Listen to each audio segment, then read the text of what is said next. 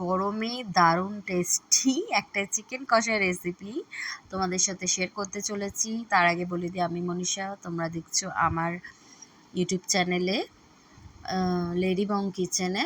আজকে তোমাদের সাথে আমি আলু দিয়ে মুরগির ঝোলটা দেখাবো। অনেকেই রান্না করো চিকেন আগে ভেজে তুলে নাও, তারপরে পেঁয়াজ দাও, কিন্তু আমি চিকেন ভাজতে ভাজতেই পেঁয়াজ কুচিটা দিয়ে দেবো। পেঁয়াজ আর চিকেন একসাথে ভেজে নেব, একটু ঢাকা দিয়ে দিয়ে ভাজবো যাতে করে চিকেনের জল বেরো হয় আর ওটাতে চিকেনটা ভালো করে রান্না হয়। এখানে আমি আদা বাটা রসুন বাটা দিয়ে দিয়েছিলাম, আর একটা টমেটো আর পেঁয়াজ বেটে নিয়েছিলাম, আর দুটো পেঁয়াজ কুচি দিয়েছিলাম।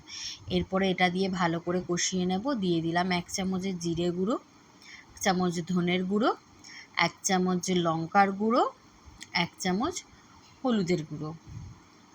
এবার সবগুলো ভালো করে, এটা মেন হচ্ছে ঢাকা দিয়ে দিয়ে কষাও। ততক্ষণে আপনারা আলু ভাজা বেগুন ভাজা যা করার করতে পারেন। একটু সময় নিয়ে, যে কোনো জিনিসই না দেখবেন সময় নিয়ে করলে সেটা টেস্ট আলাদা হয়। খাবার বলো বা কোনো জিনিস বলো, যত সময় দেবে তত জিনিসটা ভালো হয়। তো এটা আমি ঢাকা দিয়ে দিয়ে কষিয়েছি অনেকটা সময় নিয়েই।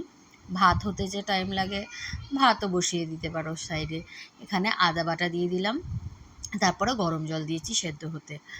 মাংস সেদ্ধ হয়ে গেলে শাহি গরম মশলা গুঁড়ো দিতে হবে, অবশ্যই সেটা সানরাইজের। তবে হলেও কি যে আমাদের বাঙালির আসল স্বাদ পাওয়া যাবে। তো আমি শাহি গরম মশলাটা খুন্তির মধ্যে নিয়ে রেখেছিলাম, দিয়ে দিলাম।